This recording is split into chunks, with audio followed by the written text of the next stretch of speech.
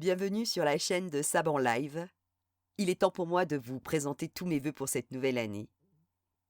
Si je dois parler aujourd'hui de l'année 2022, je pourrais vous raconter tous les livres que j'ai lus. Mais à quoi bon, si vous me suivez, vous connaissez déjà.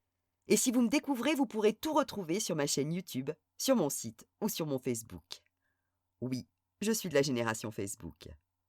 Je préfère donc vous raconter mes rencontres. Pour certains, certaines, j'ai un problème, j'aime les gens. Je vais donc vous parler de mes plus belles rencontres littéraires. Quand je pense à 2022, je pense d'abord à Philippe Paternoli, l'auteur qui m'a donné du fil à retordre pendant plusieurs semaines.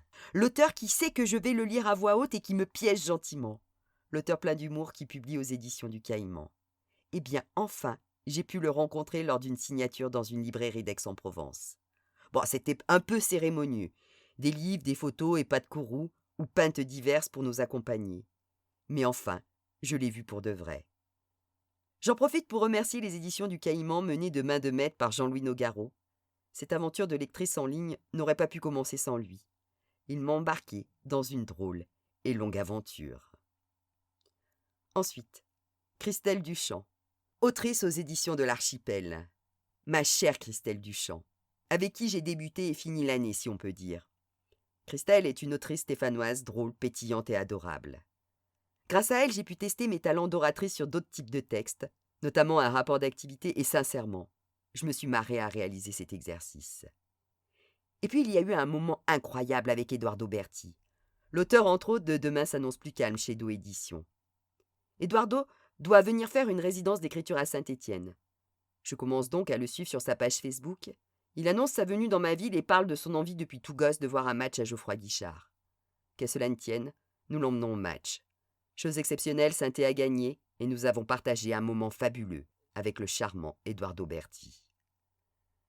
J'ai également pu partager la table de Franck Tillier grâce au Festival des Gueules Noires du Polar organisé par la Librairie de Paris. Alexandra et Anne-Laure, cœur sur vous. À cette occasion, j'ai pu discuter avec Jacques Sausset, qui a partagé ma table à plusieurs reprises et qui est absolument sympathique. J'ai lu à voix haute une mise en bouche de Petiote aux éditions des Arènes de Benoît Philippon et de L'espion qui venait du livre chez la Manufacture des livres de Luc Chomara, devant les auteurs. Et c'est ce qui me fait le plus peur. Je remercie d'ailleurs Thierry Caquet, le modérateur de Table Ronde le plus efficace et doué que j'ai jamais rencontré, en toute objectivité bien sûr. J'ai ensuite débattu avec Luc Chomara et c'est un chouette souvenir. Et je crois qu'on n'était pas d'accord. Et honnêtement, c'est ce qui est intéressant dans le débat, ne pas être d'accord. J'ai eu la joie immense de rencontrer Cécile Cabannac pour son livre La ritournelle de l'horreur, chez Fleuve Noir, qui me hantera toute ma vie. Cécile Cabannac fait partie, tout comme Christelle Duchamp, du collectif Les Louves du Polar. Allez voir, elles sont formidables. Puis sans m'y attendre, j'ai eu un coup de foudre pour Nathalie Hugues et Jérôme Camus.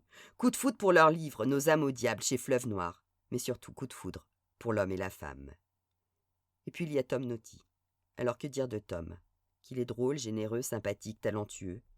Il m'a touché. À lire, rencontrer absolument. Tom est le genre de personne qu'on ne peut pas oublier et dont on est heureuse d'avoir croisé la route. Il y a eu également les spectacles, la scène, le live. Certaines parlent de mourir sur scène, moi plus modestement, je veux lire sur scène, et je le fais. J'aime raconter l'histoire avec un grand H à travers la littérature, à travers la fiction. Vous l'aurez compris, j'aime les scènes de vie quotidienne, les anecdotes.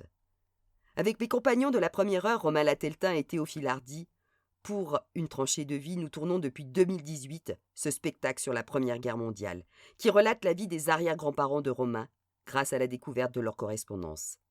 Et c'est toujours autant émouvant. Puis il y a le petit dernier, le spectacle I Wish Tea Time, avec mon nouveau compagnon Michael André, spécialiste de la musique celte. Rapidement, nous décidons de parler de l'Irlande. Je ne veux pas parler de la guerre, mais je veux parler du folklore, des pubs, de la Guinness et de la fête.